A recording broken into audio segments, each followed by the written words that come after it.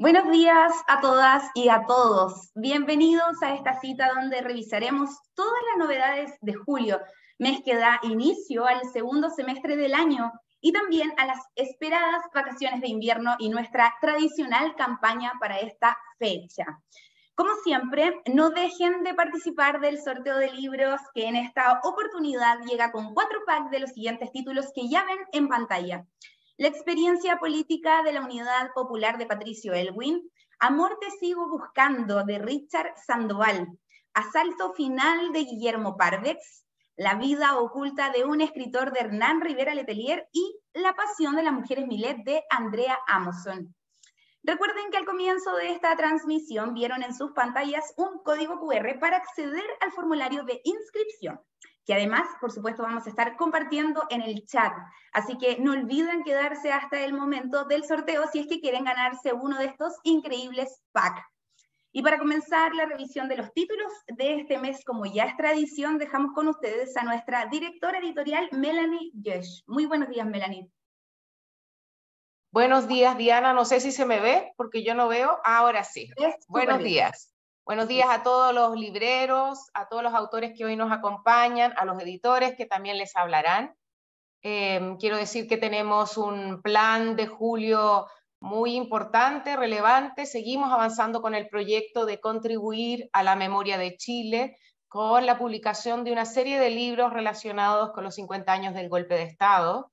Con esto queremos también contribuir al pluralismo de la mirada y al desarrollo de nuestra democracia.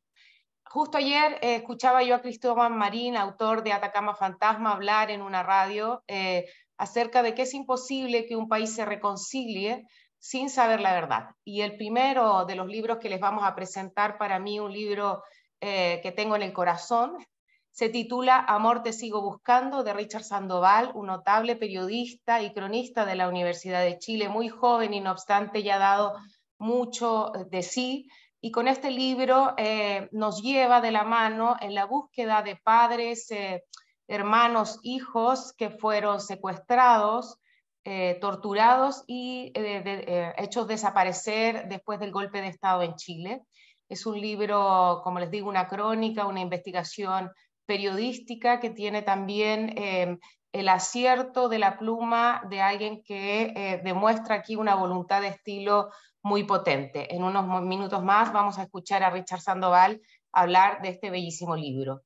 Y enseguida, lo que es a mi juicio un libro que será una bomba política, o debería ser una bomba política en Chile, lo tengo aquí, se llama La experiencia política de la Unidad Popular, del expresidente de Chile, Patricio Aylwin, que podemos decir que es un monumental documento histórico. Él empezó a escribir su visión como líder de la ADC de lo que fueron los 1000 días de la Unidad Popular en 1974, es decir, muy poco tiempo después de la verdadera tragedia de Chile, que fue el golpe de Estado y todo lo que vino después.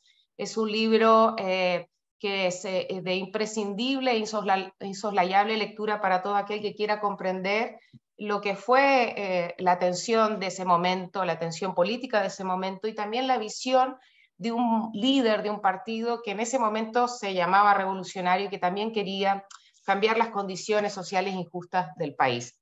Librazo entonces con del expresidente de la República, que nos va a presentar en unos minutos más Aldo Perán, nuestro editor de no ficción literaria y director literario. También me da muchísimo gusto que sea Paz Balmaceda quien nos presente en esta ocasión La vida oculta de un escritor, nuestro nuevo libro de Hernán Rivera Letelier, un libro en el que Hernán aborda su universo literario a través de la ficción y la no ficción. Él sale y entra de la ficción con la maestría de un gran escritor, el gran escritor que es Hernán Rivera Letelier. Un poquito después vamos a escuchar a Guillermo Parvex, también notable autor de libros de no ficción como El veterano de tres guerras y otros, y ahora con una tercera novela con la cual cierra su trilogía del Gulumapu titulada Asalto final. Quiero también saludar a Andrea Amoson. Andrea está importada de Texas y por primera vez en Chile para presentar este libro, La pasión de las mujeres Milet, una novela histórica sobre las mujeres chilenas que vivieron entre París y Santiago en esa época, una novela romántica también, ya ella les hablará sobre su libro. Y volviendo a la memoria, estará con nosotros Gabriel Salinger con la historia de su abuelo, el hombre que nunca escapó de Auschwitz. Otra vez un libro de mucha importancia para que nunca más vuelva a ocurrir el horror en Alemania o en Chile, el horror de aquellas personas que fueron torturadas y muchas de ellas muertas por distintos motivos que nunca debe ser. Gabriel Salinger nos hablará de este bello libro sobre su abuelo, la historia de su abuelo. Y enseguida, en otro orden de cosas, estará con nosotros Cristian Farías.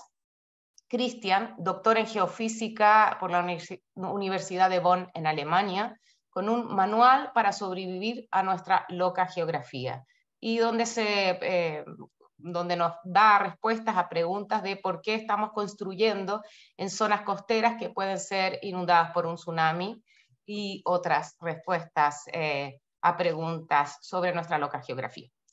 Y finalmente, de nuestros autores nacionales, estará con nosotros Jun García. Jun García con José Faraos han dado mucho de sí en novelitas para nuestros jóvenes, y esta vez ambas nos entregan las lecciones mágicas de Lulú, el segundo tomo, con temas de la discusión política, que es muy importante que los chicos desde pequeños aprendan cómo son los derechos sociales, los derechos ambientales o el necesario respeto a la diversidad de las personas. Así que esto y mucho más lo podrán escuchar en los próximos minutos. Gracias por acompañarnos. Pato, te dejo a ti ahora. Muchas gracias, Melanie, por esa detallada descripción de los títulos nacionales que vamos a comenzar a revisar ahora, mientras en pantalla ya pueden ver el código QR para descargar el catálogo de novedades de este mes de julio. Vamos a revisar solo algunos de los títulos que tenemos programados para este mes, así que no dejen de registrar el código para que puedan descargar y conocer el detalle completo de todas las novedades de este mes. Y en julio, como lo decía Melanie, continuamos enriqueciendo y recuperando nuestro catálogo para mantener la memoria viva a 50 años del golpe militar. Y lo hacemos con dos importantes novedades en el sello Debate. La primera de ellas es Amor, te sigo buscando, del periodista Richard Sandoval. Las tres historias que componen este libro tratan sobre la búsqueda de esposos, padres e hijos que durante la sombría dictadura militar fueron detenidos, torturados y hechos desaparecer. Madres, esposas e hijas que decidieron no callar y que nunca dejaron de ir tras los pasos de los responsables de estos crímenes. Esta mañana nos acompaña con nosotros Richard, a quien saludo. Buenos días, Richard, ¿cómo estás? Para conversar y conocer más detalles de Amor, te sigo buscando. ¿Qué tal, Richard? Hola, muy buenos días. Muchas gracias por esta invitación. Saludar a todas y todos los libreros del país que se han conectado para poder conocer un poco más de nuestros libros, de estas historias tan reales que a mí me ha tocado conocer, y por cierto que para mí es un honor en primera instancia haber podido acceder a estas historias con el nivel de intimidad que suelo también practicar en mi estilo. Me encanta también poder decir que este libro yo lo entiendo, y mis lectores también puede que lo entiendan como una continuidad del trabajo que he venido haciendo anteriormente. Hace un año publiqué el libro La sonrisa de Gladys, que dialoga la historia de Gladys Marín absolutamente con estas nuevas historias que traigo en el libro Amor, te sigo buscando. Richard, cuéntanos cómo llegaste a escoger o a seleccionar. Aquí hay un trabajo periodístico de mucho tiempo tuyo, conocemos tu rigor y tu pasión por la investigación. ¿Cómo llegaste finalmente a estas tres historias puntualmente, digamos, estos tres casos que recogen en Amor, te sigo buscando?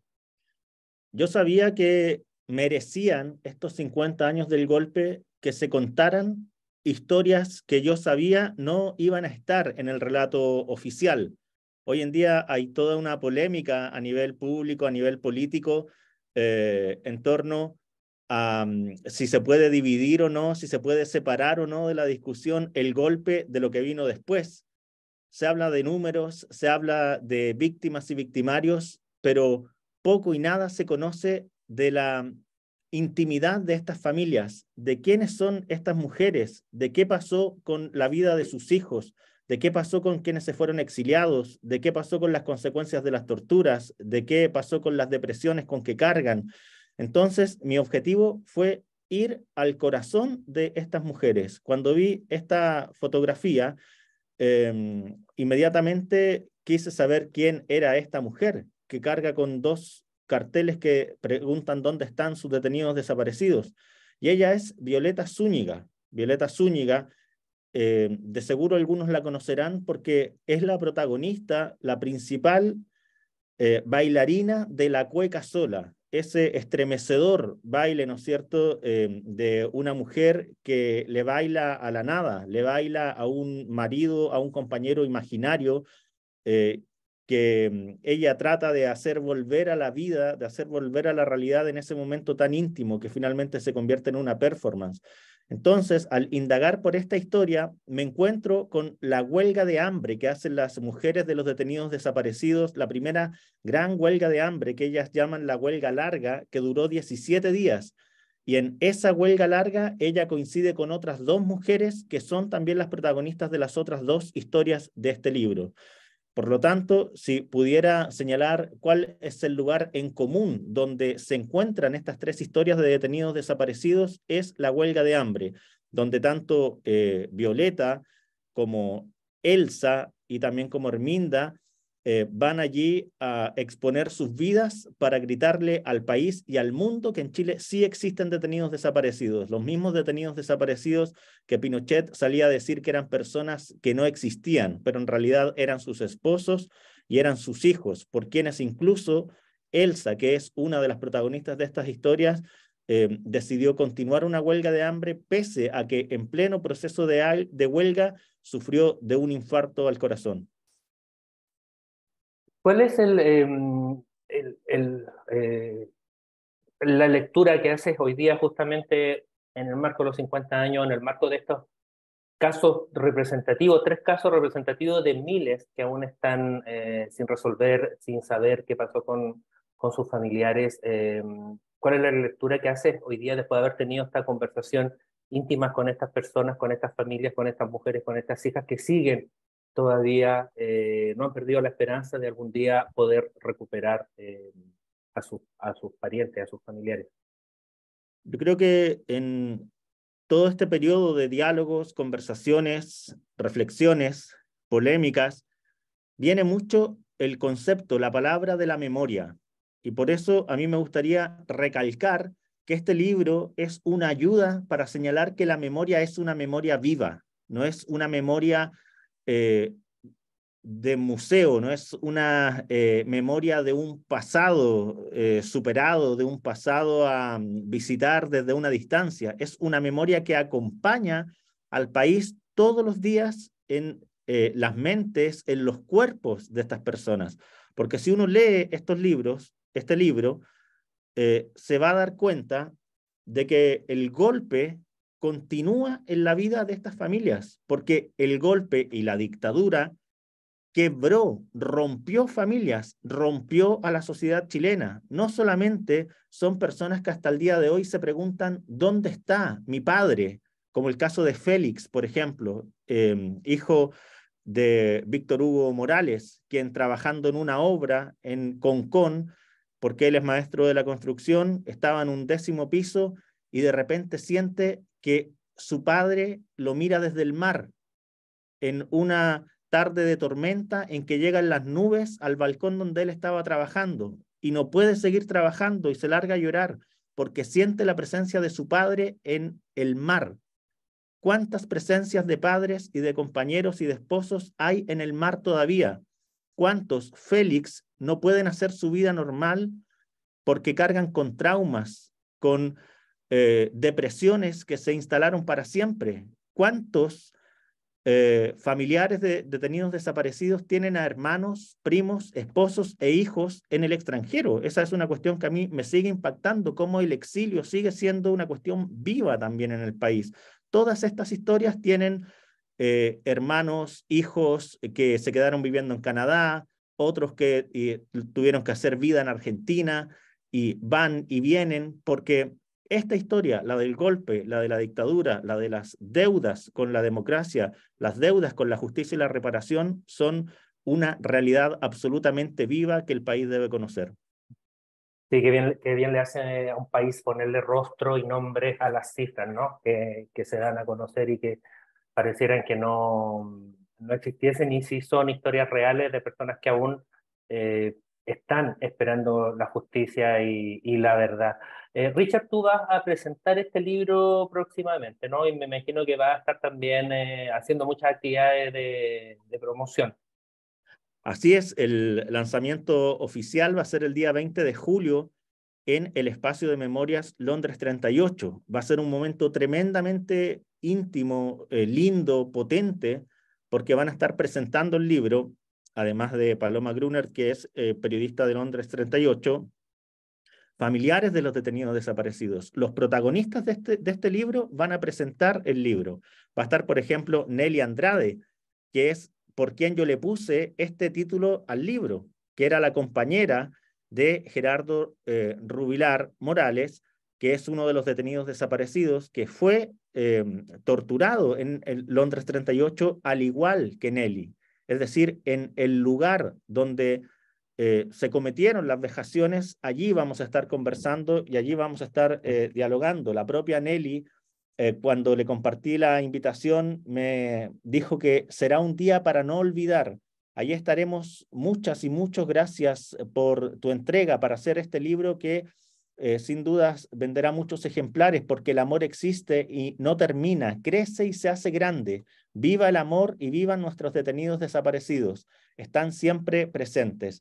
Eso será el 20 de julio. De todas formas, estoy abierto a que me inviten a diversas librerías. Voy a ir a, por ejemplo, el Fondo de Cultura Económica en Valparaíso. Este viernes voy a estar en la Queleo Forestal, y así en muchos otros lugares. Estoy muy disponible para ir a conversatorios y presentaciones. Y lo último que me gustaría decir es que este es un libro entretenido, porque yo me preocupo mucho de la pluma, de generar una buena experiencia lectora, más allá de lo duro que puede ser el tema.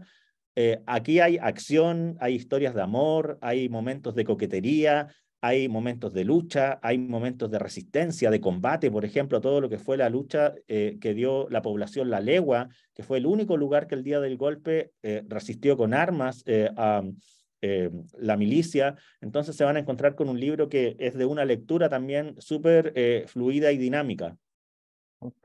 No nos cabe duda de eso, Richard, conocemos tu pluma. Muchas gracias por entregarnos, por acompañarnos esta mañana, por entregarnos este título. Bienvenido a Penguin Random House, bienvenido al sello Debate, y sin duda que sabemos que los libreros y libreras ya saben, van a estar atentos y atentas y disponibles para invitarte a diversas actividades. Genial, muchas gracias. Un abrazo, Richard, que estés bien. Y nosotros avanzamos porque, tal como les decía al comienzo, entre los múltiples testimonios y miradas a nuestros últimos 50 años de historia, el sello Debate también publica un texto inédito escrito por un testigo y protagonista clave de nuestra historia reciente: la experiencia política de la Unidad Popular 1970-1973 del fallecido expresidente Patricio Elwin Azócar, una obra monumental que aborda en detalle y bajo la minuciosa mirada de un protagonista privilegiado el periodo, sobre todo el rol que jugó la democracia cristiana durante los primeros meses del gobierno de Salvador Allende, la crítica a los excesos de la izquierda revolucionaria, el papel de las Fuerzas Armadas en la política y otros episodios alucinantes como la mítica conversación entre Elwin y Allende, mediada por el cardenal Raúl Silva Enríquez pocos días antes del 11 de septiembre de 1973. Invito al director literario Aldo Perán, que estuvo detrás de la edición de este valioso texto, para que nos cuente y conozcamos más detalles de su contenido. Aldo, ¿cómo estás? Buenos días. Hola, buen día, Patricio. Gracias por la presentación exhaustiva de esta publicación, probablemente una, si no la más relevante a nivel institucional de historia político-social sobre los 50 años del golpe de Estado.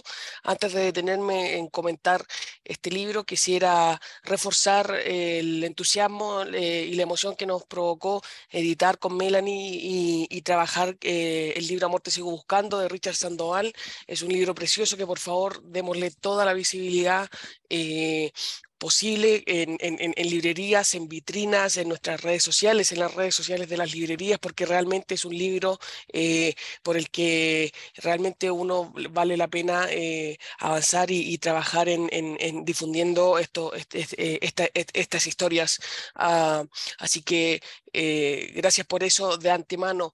En el caso de este libro de Patricio Aylwin, que fue, ya lo han visto largamente presentado con un anticipo en la tercera, lo que hace es, para que ustedes sepan, porque les van a preguntar sin duda sus clientes, los lectores, de qué va. Es un libro que no trae casi generalmente nada inédito, salvo la mirada privilegiada de un testigo privilegiado de la época, alguien que escribió el libro, empezó a escribirlo, a investigarlo el mismo año 74, meses después del golpe de Estado. Se ganó una beca Konrad Adenauer con la que pudo realizar esta investigación y desde la cual con una progresiva de décadas, revisión exhaustiva de archivos, todos disponibles a pie de página, en un código QR que acompaña el libro, que en el fondo es el archivo documental de lo que es el archivo Patricio Aylwin.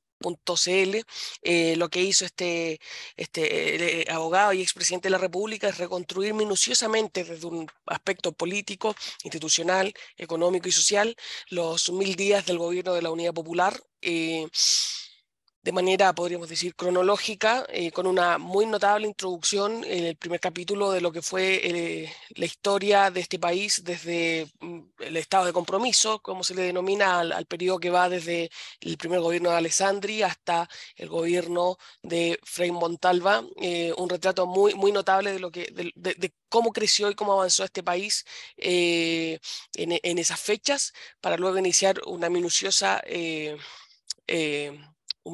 el libro tiene 800 páginas casi, reconstrucción como dije, del gobierno de la Unidad Popular. Es la perspectiva de Patricio Aylwin en la que se cruza entre el estudio político y la memoria, la crónica política y la memoria personal, la que hace interesante el enfoque con el que este libro se entrega a los lectores a 50 años del golpe de Estado. El presidente Aylwin, en un prólogo que firma, que data del año 2011, deja ya más o menos listo este libro para los lectores. Así que nada, es una contribución inédita, significativa para la discusión, para la discusión pública sobre sobre el golpe de Estado. Y la historia de cómo cómo se llegó a ese punto a nivel, al nivel al que se llegó con la masacre. El libro termina con la mañana del 11 de septiembre, así que nada, es probablemente un acontecimiento editorial sin precedentes para lo que van a ser esta conmemoración, así que se los dejamos total, cordial y profundamente invitados también a presentarlo en librerías destacadamente como corresponde a un hito editorial como este. Ya vemos en el ranking de libros que publicaciones como la de Daniel Mansuy están llamando la atención, el interés de la sociedad civil para leer, para revisitar de nuevo estos días de la Unidad Popular a propósito de los 50 años del golpe de Estado. Eso. Muchas gracias, Patricio. Muchas gracias a ti, Aldo. Un libro que el más importante, quizás uno de los más importantes de este año que estamos publicando en debate, y que por estos días, mañana o antes del viernes, ya comenzarán a recibir en sus librerías. Y vamos ahora nosotros con la novedad de Hernán Rivera Letelier, Premio Nacional de Literatura, que en Alfaguara publica La vida oculta de un escritor, una novela que revela cómo ha construido su obra el Premio Nacional y en la que contrata a dos de sus personajes, el Tira Gutiérrez y la hermana Tegualda, para averiguar el destino de los protagonistas de sus novelas. Hernán no pudo acompañar esta mañana, pero su editora Paz Balmaceda nos va a contar detalles sobre esta novedad del autor. Paz, ¿cómo estás? Hola, bien. Justo se me cayó el internet. Espero, si tengo problemas me avisan, ¿vale? Para conectarme con el teléfono. Bueno, estoy súper contenta de presentarles este libro, La vida oculta de un escritor. En primer lugar, quería agradecerles a todos los libreros el enorme apoyo que hemos tenido con nuestro Premio Nacional de Literatura. Fue una felicidad enorme que compartimos mucho con ustedes el año pasado, el hecho de que Hernán Rivera Letelier recibiera el Premio Nacional. Es uno de los autores más leídos en Chile. Ustedes, los libreros y libreras, muchísimos han compartido con él. Yo misma he estado en muchas librerías con Hernán y ustedes, y sabemos cuánto lo adora la gente. Es increíble incluso caminar en la calle con él, cómo la gente se le acerca, todas las historias que le cuentan. Así que fue un año muy emotivo en ese sentido para nosotros como editores de Hernán Rivera Letelier, para él mismo, y sé que también para muchos libreros que lo adoran igual que nosotros. Y quería agradecerles especialmente el apoyo con Hombres que llegan a un pueblo, el libro que sacamos justo unos meses antes del premio y que ha tenido una excelente llegada a los lectores. A la gente le ha gustado, es un libro precioso y creo que ha ido muy, muy bien. Y este libro, La vida oculta de un escritor, es un libro especial, divertidísimo, muy entrañable, porque como decía Melanie en el saludo inicial, em, revela un poco la cocina literaria de Hernán. En ese sentido se relaciona un poco con Epifanía de una sombra, que fue una crónica, pero esto es una ficción, es una novela, y hace algo que le funciona increíble en este libro, que es una mezcla muy curiosa entre ficción y no ficción. Y bueno, decide contratar a dos de sus personajes. El protagonista es el autor, por supuesto que es el mismo, y decide en Antofagasta, en el café en el que él está todos los días tomando café, decide contratar al Tira Gutiérrez y a la hermana Tegualda para saber algunas cosas de sus personajes. ¿Qué ha pasado, por ejemplo, eh, si la reina Isabel realmente cantaba rancheras o no, y dónde está realmente su tumba? Después, cómo surgió el nombre Mala Rosa, o la verdadera historia del bailarín feo, o qué sucedió, por ejemplo, después con el Cristo de Elqui, después de que deja de ser un iluminado. Y entonces van la pareja de detectives van, investigan y luego vuelven a Antofagasta, se sientan en el café con el autor y le cuentan sus investigaciones. Desde mi perspectiva, una de las cosas más entrañables que tiene este libro, además del humor, porque es divertidísimo, es súper sorpresivo, eso que tiene Hernán, que en casi todos sus libros hay personajes de otros libros que aparecen, tiene siempre esos dejos que sorprenden mucho a los lectores, y a los lectores en general les encanta. Acá van a pillar muchísimas referencias a todos sus libros. Aparecen historias, por ejemplo, de, no sé, un día que va caminando en la calle y ve a un malabarista, y bueno, y ahí surge el fantasista, y de dónde recogen la otra historia que cuenta en el libro fantasista, o una historia que a mí me parece muy bonita, emocionante, también muy conmovedora, es la historia de por qué decide escribir la novela sobre la matanza de Santa María, que fue en realidad un compromiso con los obreros. Él un día, casi sin querer, se vio haciendo un discurso a unos obreros de La Pampa a partir de la matanza de Santa María, y ahí, a partir de la conmoción que se produce, él dice: esto yo tengo que hacerlo, y hace esa fenomenal novela de la matanza. Eh, y de las cosas que me parecen más notables de este libro para sus lectores es que aparece mucho del mismo, de su escritorio, de cómo escribe, de su rutina, de, no sé, de su propia vida personal. Por ejemplo, hay un personaje que está basado en su madre, que en realidad él trató ahí de retratar a la madre, y todas esas cosas las va contando de manera muy simpática, muy divertida, siempre muy bien escrito, con su escritura transparente, eh, entrañable. Así que es un libro, yo creo que le va a gustar muchísimo a sus lectores, porque están todos sus guiños condensados, y con este juego consigo mismo, un poco con sus personajes. Bueno, y los personajes, la Ana Tehuala, sobre todo, que tiene una personalidad, ya la conocen, un poquito más inquieta y más incisiva, y le pregunta y lo increpa a veces y le dice, pero ¿cómo resulta que este final me parece muy mala idea, este final de esta novela, ¿por qué decidiste esto? Y así van conversando de las decisiones que ha tomado Hernán como narrador.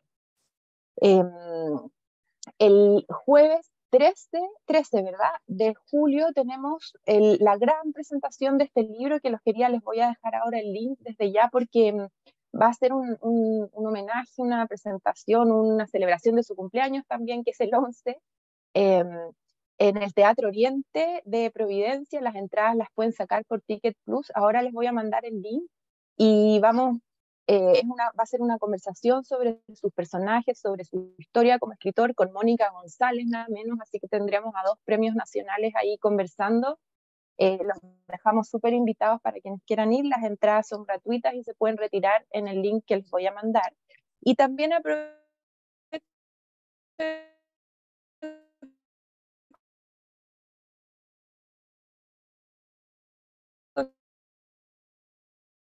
contarles que en noviembre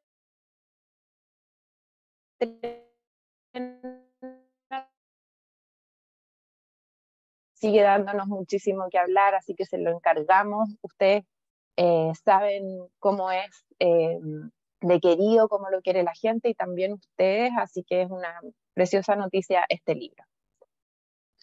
Muchas gracias, Paz, por acompañarnos esta mañana. Sí, tal como dice Paz, jueves 13 de julio a las 7 de la tarde, Hernán Rivera Letelier presenta su novedad, su nueva novela en el Teatro Oriente. También está la posibilidad de que se inscriban a participar con sus ejecutivas de cuenta, así que tenemos abiertas las reservas hasta mañana. Eso. También están las 2 opciones, el link que le está dejando Paz ahí en Ahí el va, chat, en ahí se los punto dejé. ticket. Ahí está, Sí. en punto ticket, donde directamente pueden adquirir las entradas gratuitas o bien reservar algún puesto con sus ejecutivas de cuenta en una lista de invitados de Penguin que vamos a cerrar mañana. Así que tienen las 2 opciones. No va a haber firma de libros, se lo comentamos inmediatamente para que lo sepan. Así que, pero sí está la posibilidad de asistir a esta imperdible conversación con la Premio Nacional de Periodismo Mónica González y llevarse uno de los 200 ejemplares autografiados que vamos a tener para las primeras 200 personas que lleguen al teatro este jueves. Muchas gracias, Sí. Paz. De nada, chao a todos. Chao. Y nosotros seguimos con otro autor nacional que regresa con novedad a las librerías nacionales y que es nada menos que Guillermo Pardes, que pone fin a su trilogía de novelas históricas ambientadas en el Gulumapu con Asalto Final. El desenlace de la historia iniciada por Pedro Borges en el primer volumen y que nos transporta a una época de conflicto y lucha por la identidad y la tierra de nunca acabar. Una historia épica que explora temas de libertad, sacrificio y el poder de las decisiones personales. Guillermo está con nosotros esta mañana para detallarnos el cierre de esta emocionante saga histórica y su debut en la ficción con esta trilogía. Buenos días, Guillermo, ¿cómo estás? Hola Patricio, muy buenos días a todos los asistentes, especialmente a nuestros amigos libreros. Libreros, además de la zona, aquí hay varios libreros justamente de la zona del Gulumapu, donde están Bueno, ambientadas tus novelas. Así que parto preguntándote este cierre de trilogía. Se acaba la historia de esta saga de Pedro Borges y su familia, ¿no? a ver, se acaba porque era una trilogía, pero la historia sigue y va a seguir corriendo como una historia y no como una historia novelada o una novela histórica como la que yo hice, porque el problema que yo empiezo a desarrollar en el año 1820, en el primer libro que fue Frontera Sur, que después continúa con todo el avasallamiento del pueblo mapuche en Invasión al Gulumapo, y que hoy lo termino literariamente con Asalto Final, revela una historia que no ha terminado. En la realidad es una historia que está latente y por lo tanto creo que esta trilogía realmente va a servir para que la gente entienda, muchos entiendan las verdaderas razones y raíces de este conflicto de nunca acabar. Porque no podemos quedarnos en los titulares de la prensa de los últimos 10, 15 o 20 años. Tenemos que irnos a las raíces de esto, y yo he tratado de relatarlas lo más ajustadas históricamente, pero también en la forma más lúdica para que sea de más fácil acceso para todos los lectores. Y yo escuché aquí, mientras tus editores, Marcela y Javier, editaban y estaban ya dando los últimos detalles a esta novela, que esta novela lo tiene todo. Tiene batallas, tiene mucha adrenalina, tiene grandes escenas. Cuéntanos un poco, sin hacer spoiler, obviamente, qué vamos a encontrar en Asalto Final. En Asalto Final vamos a encontrar realmente el sentimiento de un personaje de ficción, que es el que relata todo, pero que en el fondo creo yo que puede hacerse extensivo este sentimiento a gran parte del pueblo mapuche.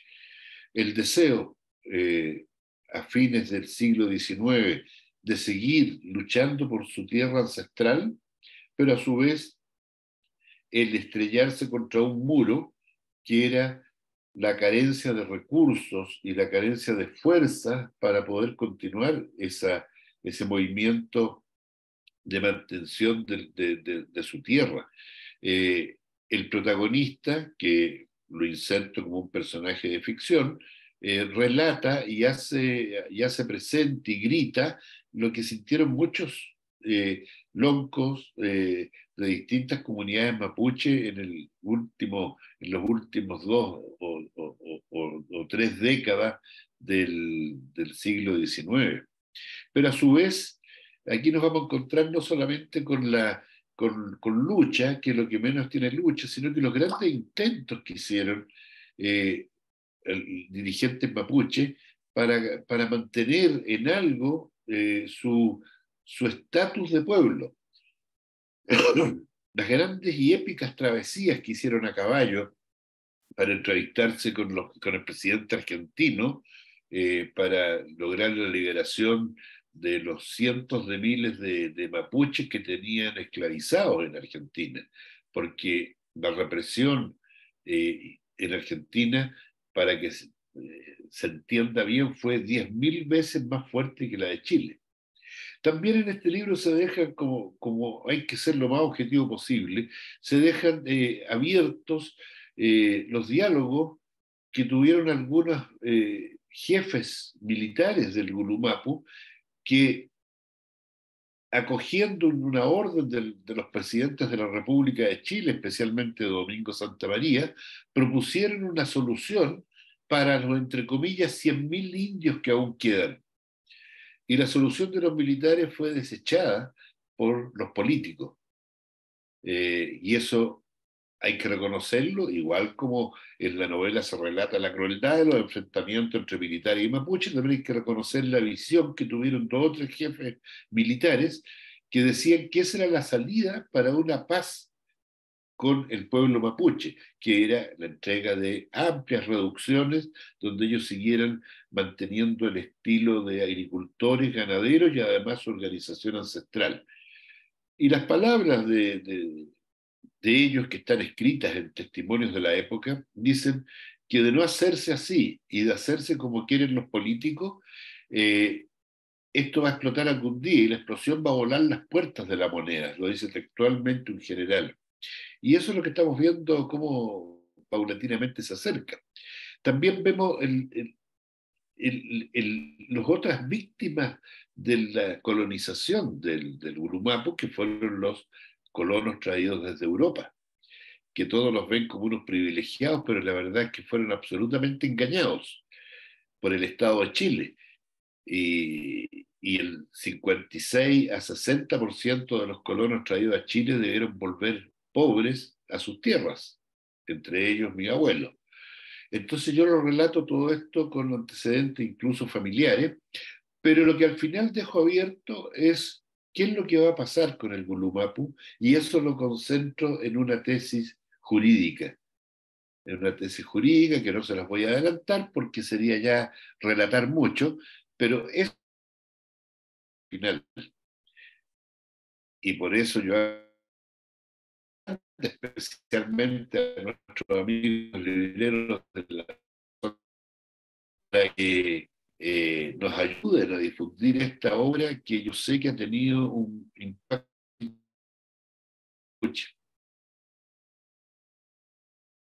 A ver, Guillermo, creo que te perdimos unos segundos. A ver, Ahí sí, ahí sí. Ahí tu conexión está medio inestable, Patricio. Ah, es la mía. Ya, ok. Yo estoy aquí. Tenía la duda si eras tú o eras yo. Guillermo, me imagino que va a estar disponible para actividades. Sé que te gusta mucho ir a librerías, tener encuentros con lectores, hacer firmas, conversatorios. Así que aquí están todos los libreros. Así que me imagino que súper disponible para la promoción, no solo Absolutamente. de este, sino de la trilogía completa.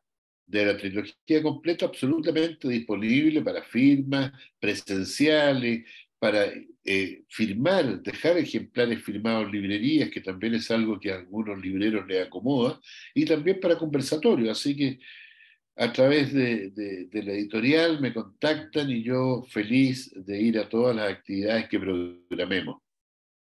Muchísimas gracias, Guillermo, por acompañarnos esta mañana, por darte este tiempo y toda la suerte en esta nueva entrega, pues seguramente Muchas estaremos gracias. en los próximos meses, seguro, conversando de algún nuevo título tuyo. Esperemos que sí, pues muchas gracias, Patricio, y saludo a todos ustedes y un millón de gracias. Un gran abrazo, Guillermo, que estés bien. Y Gracias. nosotros seguimos ahora revisando 3 títulos internacionales que llegan este mes a nuestro país. La Condesa es la cautivadora continuación del bestseller Mister, el emocionante romance erótico de E.L. James, autora del fenómeno mundial 50 sombras. La apasionante historia de una cenicienta del siglo XXI. Vuelve la mejor E.L. James con la segunda parte de una fascinante y erótica historia de amor llena de suspenso, aventuras y peligros. Vuelo es el inicio de la trilogía Ravenhood de Kate Stewart, con más de 1 millón de ejemplares vendidos en Estados Unidos.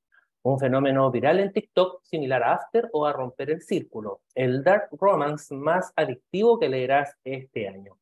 El trato es simple, Cecilia Horner debe pasar un año con su padre y a cambio él financiará todos sus costos. Pero todo cambiará cuando conoce al enigmático Dominique, un chico que parece vivir según sus propias normas. Cecilia siempre ha sido responsable, sin embargo, piensa vivir su último verano de libertad al máximo, pase lo que pase. Un juego peligroso es la segunda entrega de Kiss Me Like You Love Me de Kira Schell, autora italiana que decidió publicar esta historia primero en Wattpad, donde alcanzó los 6 millones de visualizaciones y después en Amazon. Ha conquistado a millones de lectoras de todas las edades. Y nosotros seguimos con mujeres protagonistas, pero ahora de nuevo en Chile, porque les vamos a presentar La Pasión de las Mujeres Millet, la nueva novela de la escritora chilena radicada en Estados Unidos, Andrea Amoson. La historia de las mujeres de la familia Millet, criadas entre París y el Chile de comienzos del siglo, y que a lo largo de los años deben casarse por conveniencia, pese al fuego que las recorre y también las pierde. Entre secretos, viñedos y misterios dignos de realismo mágico, las más jóvenes de las Millet logran por fin casarse por amor. Una novela histórica que promete sensualidad y determinación femenina y de la cual podemos conocer un poco más conversando con su autora, que en estos momentos está en Chile. Ella viajó a nuestro país para acompañar el lanzamiento de su novedad. Hola Andrea, ¿cómo estás? Hola Pato, qué bueno estar aquí contigo y también por supuesto con todos los libreros y las libreras. Súper contenta de amanecer en Santiago de Chile y tú sabes, volver a mi tierra siempre es un gusto, un lujo y una alegría tremenda. Bueno, y nosotros felices de tenerte en Chile. Tú vives en Texas permanentemente hace ya bastantes años. ¿Estás en Santiago en este momento o estás en Antofagasta? Porque sé que también vas a estar en Antofagasta. ¿Dónde estás? Estoy 2 semanas aquí en Santiago haciendo Okay. una fuerte agenda de prensa. Tenemos afortunadamente mucho interés de la prensa, ¿verdad? Así es que hay una agenda un poquito apretada y luego me voy a Antofagasta a ver a la familia, los amigos, por supuesto, recargar energía y llevarme ideas e inspiración para las próximas novelas. Qué bueno, cuéntanos un poco de estas hermanas Milet, ¿no? Estas hermanas que de alguna manera, sobre todo las más jóvenes, buscan un poco sacudirse este conservadurismo y esta tradición y las normas que regían sobre todo a las mujeres de comienzos del siglo XX. Cuéntanos un poco de estas hermanas Millet. Sí, mira, la verdad es que se trata de todas estas mujeres Millet, donde hay bastantes generaciones involucradas en la novela. Ellas se están entregando información unas a otras mediante cuadernos. Les gusta escribir, por supuesto, algunas escriben a escondidas, ¿no? Hay un poquito de juego con estas protagonistas que se están revelando a las normas sociales, sin embargo, entienden que las reglas no las ponen ellas y buscan formas de transgredir.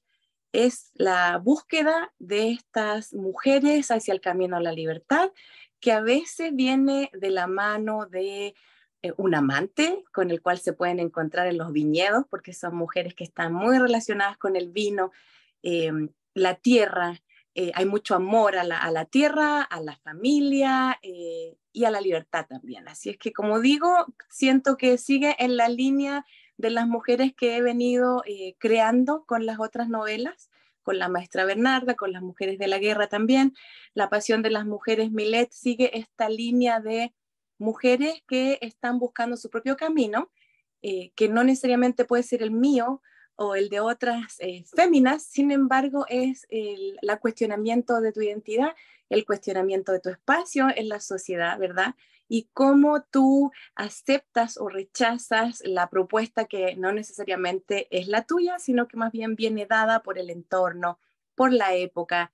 Como dijiste muy bien, Pato, es inicios del siglo XX y estas mujeres, si bien tienen raíces en Francia, de lo cual viene el amor por el vino y los viñedos, ellas últimamente se sienten 100% chilenas, ¿no? Ya no hablan el idioma francés, etcétera, etcétera. Pero sí, tenemos mucha inmigración en Chile, por supuesto.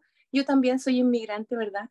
En Estados Unidos, y es un tema también que me persigue en ese sentido y que suele surgir cada cierto tiempo y lo canalizo también a través de la escritura.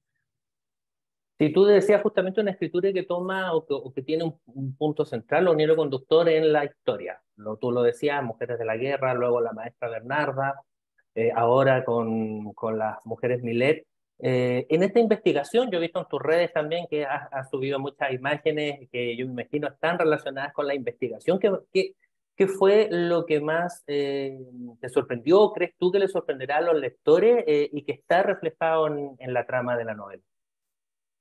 Mira, yo pienso que siempre es bueno mirar con estos ojos y analizar en el sentido de valorar lo que tenemos, valorar las opciones que podemos elegir y también los derechos que hemos ganado, porque se pierden muy rápido los derechos después de una larga lucha y camino para conseguirlos. Y estas mujeres, en esta investigación, por ejemplo, una de las cosas curiosas que son parte de la novela de época, ¿no? Es la cantidad de ropa que había que ponerse, ¿no? Para salir, el tipo de vestuario que podían usar de acuerdo a la edad, cómo usaban el cabello, si es que las habían presentado en sociedad o no todavía, porque también, por supuesto, está involucrado en los bailes de presentación, están presentes aquí en la novela, y cómo ellas tenían que prepararse para estos bailes de presentación, cómo interactuar con la parte, con el lado masculino del salón de bailes, ¿no?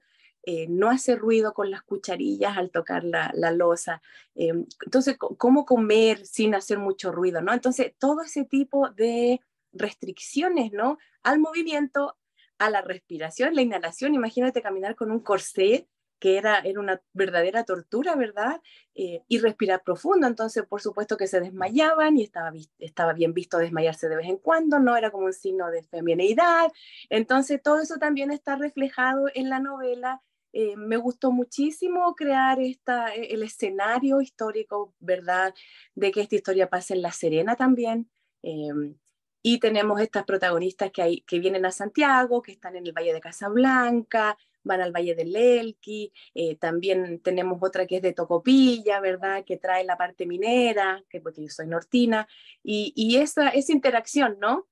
la interacción de las mujeres que tienen patrimonio por tierras, las que tienen patrimonio por apellido y abolengo, ¿verdad? Las que tienen patrimonio porque son hijas de mineros importantes. Entonces hay como varias capas que yo por supuesto creo que siguen presentes en nuestro país y que dependen de nuestro pasado. O sea, caminamos con todo nuestro pasado encima.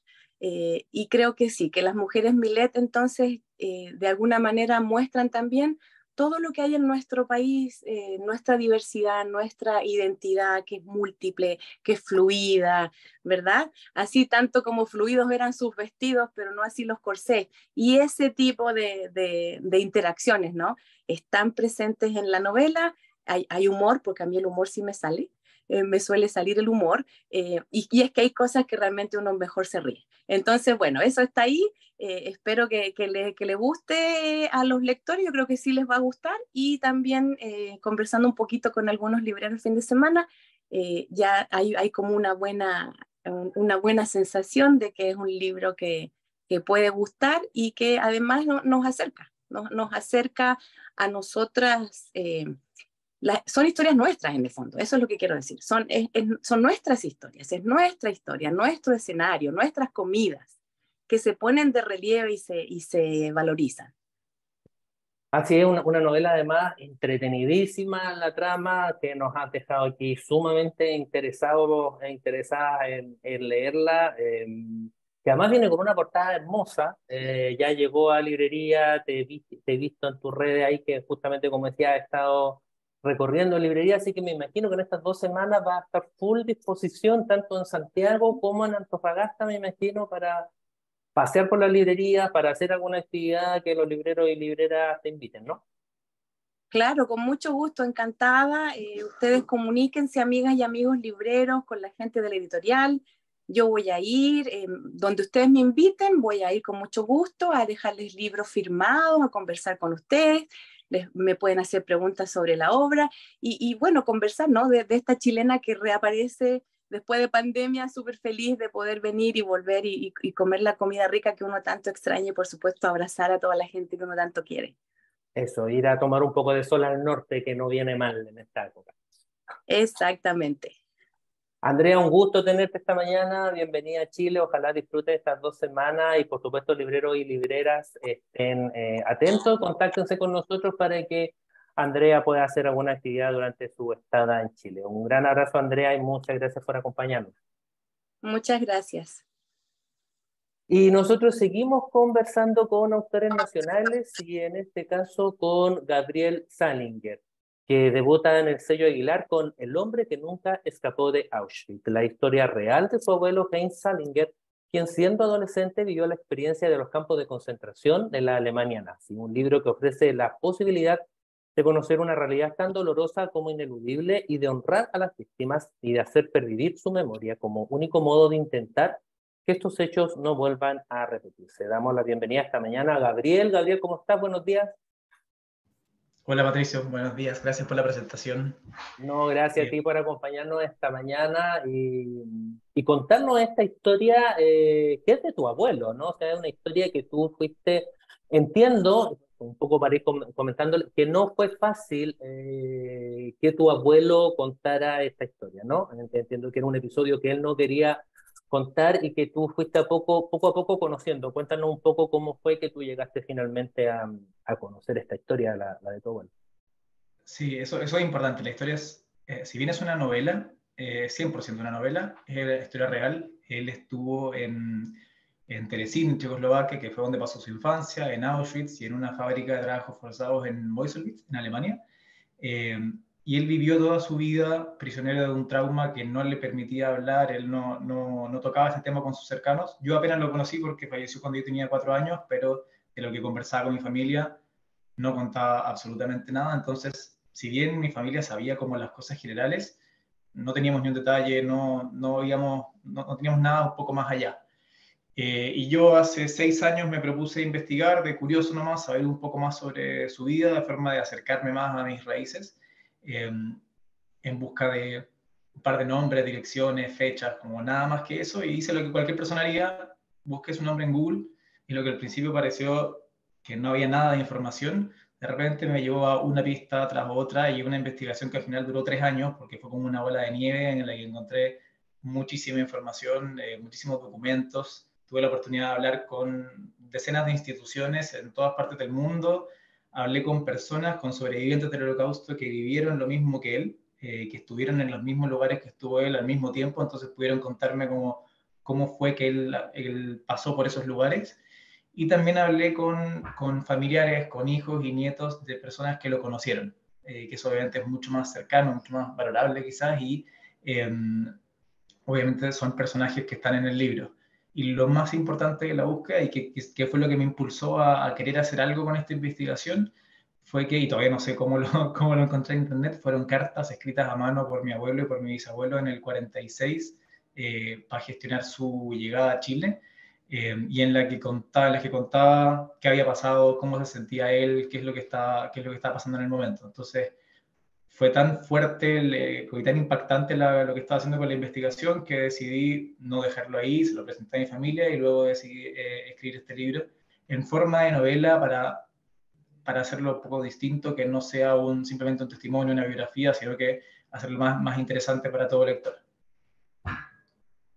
Lo decía al presentarte, lo decíamos también al comienzo de toda esta presentación, lo decía Melanie también, lo importante que es mantener la memoria viva, lo decía también Richard Sandoval cuando presentaba Amor te sigo buscando. Y aquí también es importante este trabajo que tú haces de rescate por mantener la memoria viva de un episodio que marcó al mundo sin duda, que nos sigue marcando y que pareciera hoy día con lo que uno ve a nivel internacional, que pareciese como que se estuviera perdiendo o se estuviera relativizando lo que ocurrió. Sí, creo que se han escrito varias historias sobre el Holocausto, sobre Auschwitz, y alguno podría pensar como ya otra más. Creo que en primer lugar es importante justamente eso, mantener la memoria viva y seguir hablando sobre el tema. Y en segundo lugar, este libro tiene una perspectiva un poco distinta porque además de contar la historia, y ahí aprovecho de contar sobre el libro pivota entre dos momentos temporales. Uno es su vida antes y durante la guerra, y no solo el dolor y el sufrimiento, sino que la vida justamente. O sea, habla antes de la guerra de cómo vivía él, su familia, sus amigos en Checoslovaquia, no sé, historias de amor, de amistad, historias de familia, como la de cualquiera de nosotros, y cómo fue el paso paulatino a una exclusión de los judíos de la sociedad y finalmente la deportación a los campos de concentración. Y en los mismos campos también, además de todo lo duro que fue, es cómo ellos enfrentaban el día a día, el ocio. Hablo de cómo educaban a los niños en Terezín, incluso hablo de la liga de fútbol que había en Terezín, que quizás es un tema mucho más desconocido. Y bueno, termina esa parte con su escape del Holocausto, porque sí escapó a pesar del nombre, su escape y su posterior llegada a Chile. Y el otro momento temporal, y que es como la particularidad de este libro, es situado a final de los 80, con mi abuelo ya en Chile en sus últimos años de vida, acudiendo a sesiones con un psiquiatra, una terapia a la cual él no quería ir y a la cual tampoco colaboraba mucho, y que también fue parte de la documentación, documentos muy valiosos que nos permitieron entender justamente cómo lo afectó, y esa terapia, el foco era cómo lo determinó en el fondo su vivencia en el Holocausto.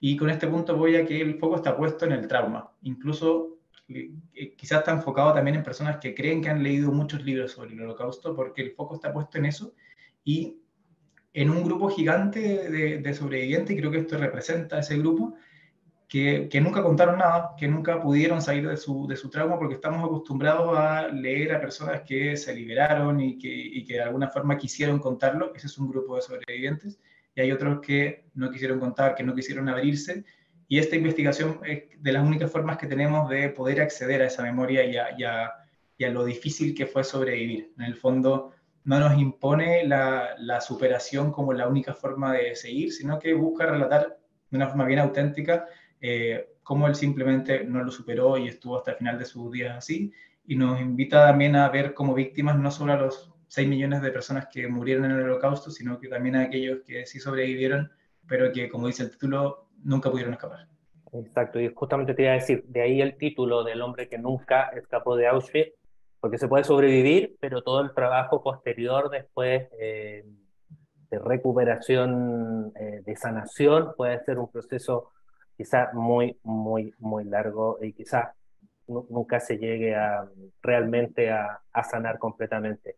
Gabriel, en Chile hay mucha gente, sabemos, hay muchos lectores de estos temas, así que yo me imagino que también va a estar súper disponible para actividades en las librerías relacionadas a promoción, conversatorio sobre este tema tan importante, no solo por la particularidad de lo que significó todo el exterminio nazi, sino también por lo que implica y por lo que hay detrás como un hecho de memoria que debe permanecer siempre vigente.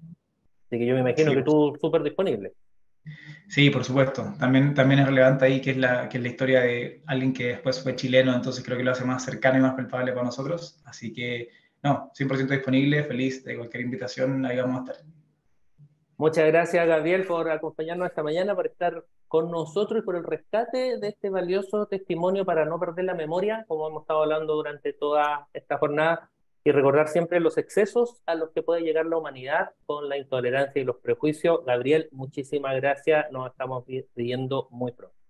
Gracias, Pato, un abrazo, gracias a todos. Gracias, que estés bien. Y nosotros cambiamos de tema porque apenas hace unos días vimos cómo la naturaleza nos recordó su poder en gran parte del país. Fuertes lluvias que desbordaron ríos, inundaron campos y zonas urbanas, cortaron puentes y carreteras y aislaron a miles de personas en la zona centro-sur. De cómo estar preparados para enfrentar estos episodios es de lo que nos habla el doctor en geofísica Cristian Farías en su Manual para sobrevivir a nuestra loca geografía. Una mirada de norte a sur sobre los eventos naturales que asustan nuestra geografía y que provocan por fallas humanas aquellos que llamamos desastres. Un tema de absoluto interés y contingencia del que vamos a hablar un poco más con Cristian. Cristian, ¿cómo estás? ¿Qué semana hemos tenido, no? A propósito de este libro, este nuevo libro tuyo. ¿Qué semana hemos tenido? En efecto, hola, buen día a todos. Un Temuco que ahora por mi ventana hay una parte que está lloviendo y la otra parte está con sol, así que muy sureño todo por acá. Claro, es verdad que en Chile nos pasa que siempre hay eventos, siempre pasan cosas. Cuando hay ese meme de 9 de cada 10 desastres prefieren Chile, algo de eso hay en Chile. El asunto es que lo que este libro busca mostrar es que en realidad los desastres no son naturales, sino más bien tienen que ver con cómo nosotros fallamos, dónde fallamos, cómo fallamos, y un poco pensar en cómo vamos a hacer para no fallar de nuevo. Hay terremotos, hay erupciones volcánicas, hay tsunamis, eso lo tenemos acá. Y un poco lo que hago en este libro es ir mencionando varios de estos desastres que fueron ocurriendo después de estos fenómenos, en el norte, en el centro, en el sur, para marcar exactamente por qué se dieron. Y a través de entender por qué se dan, de ahí uno puede empezar a plantear la idea de, oye, ¿qué hacemos para resolverlos? Y cuando nos damos cuenta de las cosas que los unen a todos, es que hay un tema de estado de fondo. Esto no es combatir un desastre, como reducir el riesgo de un desastre. No es un tema accesorio como que alguien diga, ya, bueno, y tenía un par de lucas para que lo resuelva y listo. Esto es un tema central. Si nosotros queremos vivir de manera resiliente, queremos adaptarnos realmente al entorno en el cual estamos, entonces tenemos que resolver nuestros problemas serios. Si queremos pensar cómo evitamos que la gente esté altamente expuesta a aluviones, bueno, no deberíamos construir en la bajada de aluviones, pero ¿por qué tenemos gente ahí? Porque nuestros problemas de vivienda son duros y la gente se pone a vivir básicamente donde puede. Entonces hay temas muy complejos que empiezan a aparecer y que empiezan a mostrarte esta realidad de Chile que de pronto no queremos ver a través de entender por qué se dan los desastres. Después de revisar, obviamente uno trata de dar una idea acerca de qué deberíamos intentar hacer y eso implica tener una mirada de Estado acerca de para dónde va todo esto. Chile, en efecto, ha tenido hartos avances en términos de su respuesta, también tiene una política de reducción de riesgo de desastre, pero el problema es que no lo hablamos, no existe. Y si no lo conversamos nosotros, de verdad no está.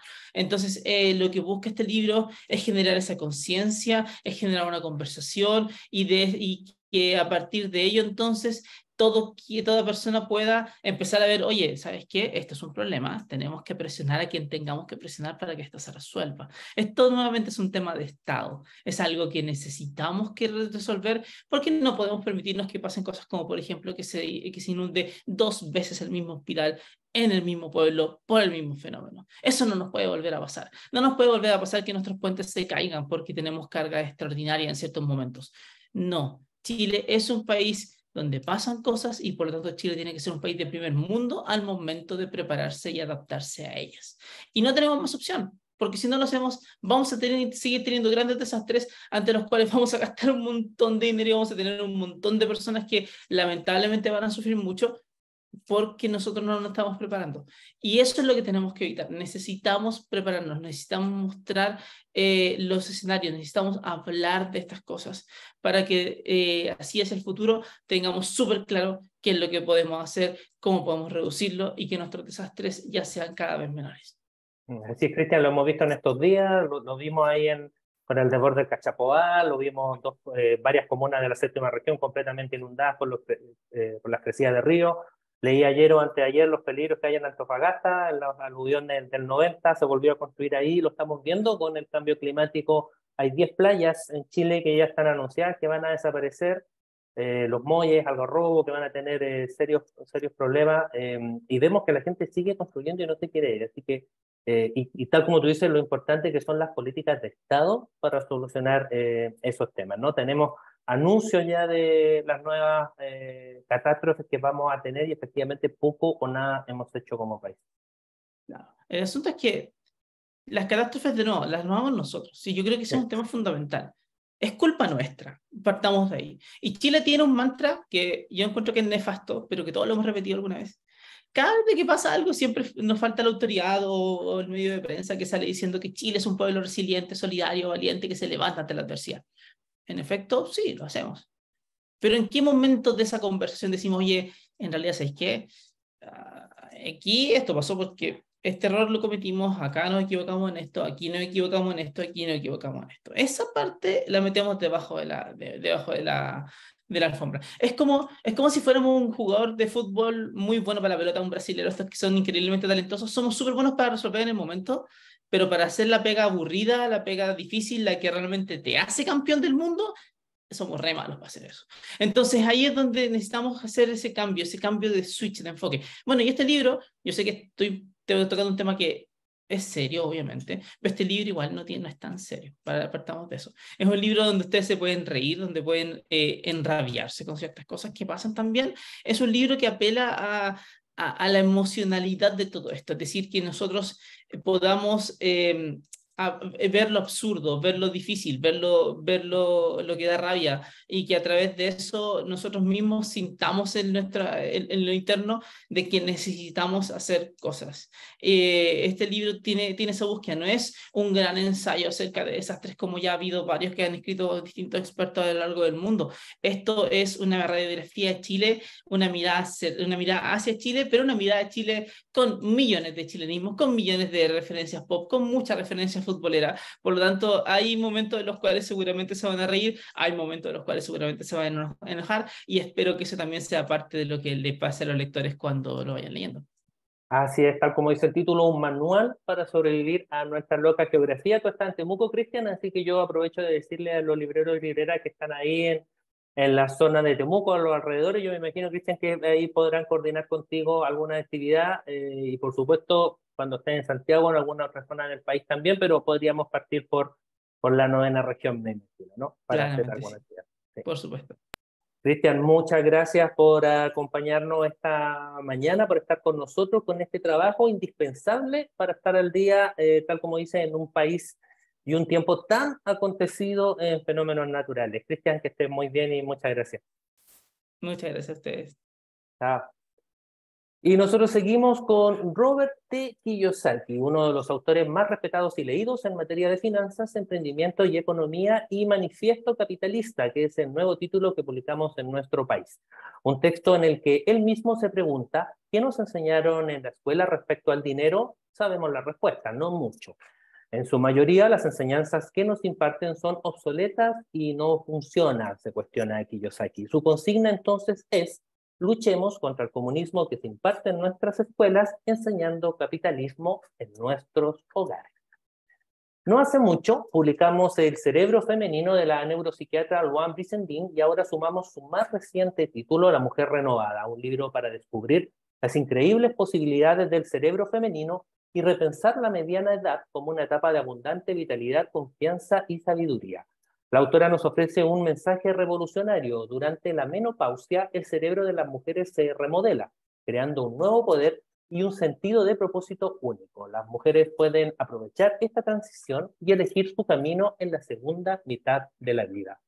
La plata, la espada y la piedra de Mary Arana es una lectura necesaria para comprender el tumultuoso pasado de América Latina y la complejidad de su identidad a través de la biografía de 3 latinoamericanos contemporáneos. Una mujer que vive en los Andes peruanos, un cubano afincado en Nueva Orleans que luchó en la guerra civil de Angola y un jesuita de Barcelona que emigró a Bolivia. Todo esto para ahondar en 3 temas importantes en nuestra historia desde la época precolombina: la codicia extranjera por sus riquezas minerales, una arraigada propensión a la violencia y el poder permanente de la religión. Correspondencia 1944-1959 de Albert Camus y María Casares es la maravillosa historia de amor de 2 personas excepcionales, nunca traducida al español. En un contexto de vida pública y actividad creativa de ambos, su correspondencia cruzada revela la intensidad de su relación íntima, que vivieron en la ausencia, el fuego del deseo, el disfrute de los días compartidos, el trabajo conjunto y la búsqueda del amor verdadero.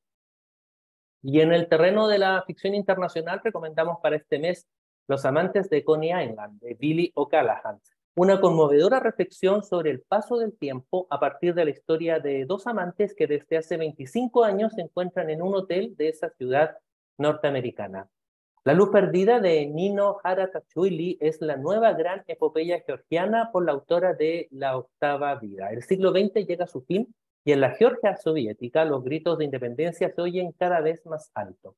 El destino de 4 niñas radicalmente diferentes se ve unido por el patio que separa sus casas en un barrio de la ciudad de Tiflis.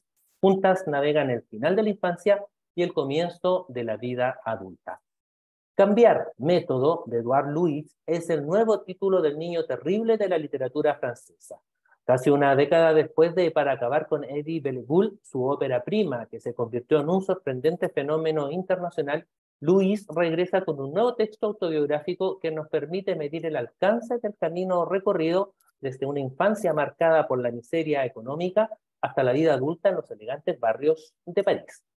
Destacamos también 2 importantes rescates de insignes nombres de la literatura latinoamericana. La primera es la edición conmemorativa de Los ríos profundos de José María Arguedas, publicada en 1958 y considerada la novela más importante de Arguedas. En ella se trata por primera vez en la literatura latinoamericana, la figura del indio y sus problemas desde una perspectiva cercana y realista. Y el segundo es Suma de Macrol el Gaviero, de Álvaro Mutis, un libro que recoge la obra poética de Álvaro Mutis desde La balanza en 1947 hasta Los trabajos perdidos en 1965. Cerramos con El mapa de las lenguas y 3 títulos que se incorporan este mes. Cartas abiertas, de Juan Esteban Constaín, la nueva novela de uno de los autores clave del panorama narrativo colombiano actual, que celebra el poder de la ficción y reinventa la historia desde una perspectiva única. Recuerdos del río volador, de Daniel Ferreira, que es una extraordinaria novela polifónica en la que la naturaleza es testigo y protagonista de los primeros años de progreso en el siglo XX de Colombia. Y Las herederas, de la española Aicha de la Cruz, una mirada valiente sobre 2 temas cruciales hoy en día: la salud mental y el pensamiento mágico. ¿Por qué llamarnos locas si podemos llamarnos brujas?, se plantea la autora. Hasta ahí con la revisión de estos títulos y vamos ahora con Diana Carmona y la división infantil y juvenil. Gracias, Patricio. Nosotros comenzamos con un tremendo arribo. Las lecciones maravimágicas de Lulú, volumen 2. Ideas para un mundo mejor, de Josefa Araoz y Yun García, y como siempre, ilustrado por Natalia Silva, más conocida como Nati Chuleta. En esta nueva entrega, Lulú nos habla de temas como la diversidad, el medio ambiente y los derechos sociales. Y para contarnos todos los detalles, hoy nos acompaña Yun García. Muy buenos días, Yun.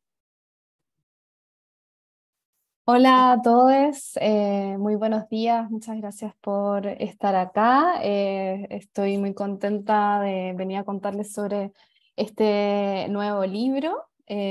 Primero, agradecerles por todo su apoyo siempre en las librerías, que es fundamental para nuestro trabajo. Y sobre este, como ven, es del formato Lecciones Maravimágicas, que es este formato cuadrado, que es más grande.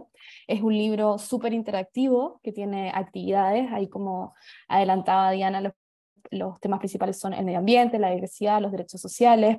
Aquí Lulú y sus amigas y su familia entran a comentar sobre distintos temas que hoy día nos parecen súper importantes a nosotras como autoras, pero también son temas de los que la sociedad ha estado hablando muchísimo y que nos parece súper relevante que los niños y niñas también se puedan hacer parte de esto.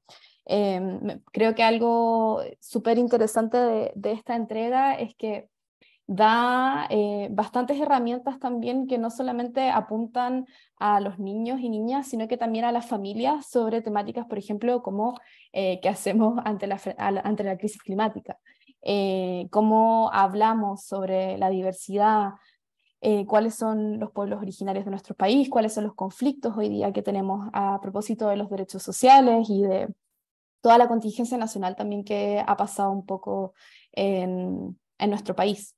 En ese sentido, este libro va guiando un poco la conversación a través de las reflexiones de Lulú con sus amigas y va esperando también mucha participación de los y las lectoras para, en el fondo, hacernos parte todos y todas de este cambio y por eso esto de Ideas para un Mundo Mejor. Buenísimo, Yun. Como dices, temáticas actuales que precisan la reflexión y la conversación, por supuesto, en comunidad. ¿Quieres tal vez comentar un poco de que vamos a tener el lanzamiento también, que va a estar presente la defensora de la niñez, Patricia Muñoz? Va a ser un hito, me imagino, súper importante, sobre todo también para ya otra entrega de Lulú que ya llevamos bastante en todo este tiempo. Sí, el sábado 5 de agosto vamos a estar presentando este libro, así que estamos muy, muy contentas porque, bueno, lo vamos a estar presentando, como dijo Diana, con la defensora de la niñez, que también fue parte de la primera lección Maravimágica, que era el libro morado. En este libro también tenemos muchos personajes que nos parecen interesantes como referentes para los niños y las niñas, que es algo muy importante siempre para ellos, poder ver a quienes miran, a quienes siguen sus trayectorias en distintos ámbitos, y eso es algo que creo que este libro tiene mucho, que logra abarcar muchísimas temáticas manteniéndose dentro de esta idea de Ideas para un Mundo Mejor. Exacto. Bueno, Yun, gracias por darte el espacio y estar con nosotros. También gracias por todo el trabajo que haces junto a Josefa, porque sin duda es estas temáticas ponerlas en el centro de la conversación y también, por cierto, infundirlas en los niños, conversarlas y hacerlas parte nuestro, seguro que ayudan a una comunidad mucho mejor y fortalecida. Muchas gracias a todos y a todas. Un abrazo, chau. Y nosotros seguimos con Más locos que enamorados, de Violeta Boyd, una road novel protagonizada por Levina, quien se casará en unos días con un hombre que no ama. Y ante esto tiene dos opciones: aceptar la realidad o huir y seguir sus sueños. Un libro con todos los atractivos ingredientes de las historias de Wattpad que tanto encantan a millones de seguidores en todo el mundo. Por siempre de BTS es un libro quiz lleno de preguntas y de juegos sobre BTS, la banda más popular del fenómeno K-pop. De los sueños de infancia a los récords mundiales, de sus secretos a sus miedos. Este libro pondrá a prueba cuánto saben los fanáticos realmente sobre cada integrante de la boy band. Y también vemos en pantalla Guía de los Pokémon legendarios y singulares, la guía oficial de los Pokémon míticos y legendarios. Una guía ampliada y revisada por los mayores expertos y entrenadores Pokémon. Continuamos con el segundo volumen de Unicornia, que ya pasaremos a ver en pantalla. Ahí está la serie más mágica de Ana Punset, Unicornia 2. Unicornia es la serie de primeras lecturas perfecta. Incluye magia, amistad, colegio y, por supuesto, unicornios. En cada aventura, las protagonistas aprenderán nuevos valores para crecer en la única ciudad del mundo donde unicornios y humanos viven juntos. Y vuelve también La pequeña Gaticornia con una historia sobre la belleza y el poder de la imperfección. La pequeña Gaticornia, nadie es perfecto. Este libro incluye un mensaje muy potente sobre autoaceptación y amistad. Y continuamos con un clásico de David Walliams, La abuela gángster ataca de nuevo. Ben se está acostumbrando a la vida sin su abuela. Era entusiasta, su compañera de Scrabble y una ladrona de joyas perseguida a nivel internacional. Ahora lo único que queda es el recuerdo de su extraordinaria aventura para robar las joyas de la corona. Pero entonces sucede algo inexplicable. Tesoros de fama mundial están siendo robados en la oscuridad de la noche y todas las pistas apuntan a su abuela. Y ahora sí, les presento a Isadora Moon y la estrella fugaz. A Isadora le encanta el espacio, porque cuando descubre una estrella fugaz, conoce a su nueva y brillante amiga, Nova. Pero Nova ha perdido a su gatito Plutón y no sabe dónde encontrarlo. ¿Conseguirá Isadora ayudar a su nueva amiga y salvar el día? Un nuevo libro de Isadora Moon con muchas actividades y contenido extra. Y finalizamos nuestros libros infantiles y juveniles junto a Judy Moody y la lista de los deseos. Inspirada por la misteriosa lista de deseos de su abuela Lu, Judy Moody pondrá manos a la obra para crear la suya, la cual incluye desde aprender a hacer una voltereta hasta conocer la verdadera Antártida. Y ahora regresamos nuevamente con Patricio Madrid. Gracias, Diana, para revisar las novedades de nuestra distribución de Anagrama, de la que vamos a rescatar 3 títulos. El primero es Libre, de Lea Ypi, un deslumbrante retrato personal, histórico y político del derrumbe del stalinismo en Albania y la turbulenta llegada de la democracia. Lea Ypi era niña cuando fue testigo en 1990 de la caída del régimen comunista en su país, el último bastión del stalinismo en Europa. Ella, adoctrinada en la escuela, no entendía por qué se derribaban las estatuas de Stalin. El cambio del sistema político dio paso a la democracia, pero no todo fue color de rosa. La transición hacia el liberalismo supuso la reestructuración de la economía, la pérdida masiva de empleos, la corrupción y la quiebra del país.